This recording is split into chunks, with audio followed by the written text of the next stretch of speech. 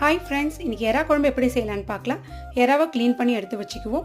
சட்டியில் 100 நல்லெண்ணெய் சேர்த்துட்டு தாளிப்புக்கு வெந்தயம், கடுகு, சீரகம், உளுத்தம்பருப்பை சேர்த்துட்டு 20 பல் சின்ன பூண்டு, 20 சின்ன வெங்காயம், ஒரு பச்சை மிளகா, 2 கொத்து கருவேப்பிலை இதை சேர்த்து நல்லா வதக்கிக்கலாம். இந்த வெங்காயம்லாம் வதங்கிறதுக்குள்ளே நம்ம மிக்சி ஜாரில் 2 பெரிய சைஸ் தக்காளி, ஒரு பச்சை மிளகாவை நல்லா ஃபைனாக அரைச்சி எடுத்துக்குவோம். 100 கிராம் புளியை ஊற வச்சு நல்லா கரைச்சி எடுத்துக்குவோம். அந்த புளி கரைசலோட அரைச்சி வச்சுருந்த அந்த தக்காளியும் சேர்த்துட்டு 1/4 டேபிள் ஸ்பூன் மஞ்சள் தூள், 3 டேபிள் ஸ்பூன் குழம்பு மிளகாய் தூள், தேவையான அளவு உப்பு, 2 கொத்து கருவேப்பிலை இதெல்லாம் சேர்த்து நல்லா மிக்ஸ் பண்ணி எடுத்து வச்சுக்குவோம். வெங்காயம் வதங்கின பிறகு முருங்கைக்காய், உருளைக்கிழங்கு இதெல்லாம் சேர்த்து வதக்கிட்டு கரைச்சி வச்சுருந்த அந்த புளி கரைசலையும் சேர்த்து நல்ல ஒரு 20 நிமிஷத்துக்கு இந்த குழம்பை நல்லா கொதிக்க விடுவோம்.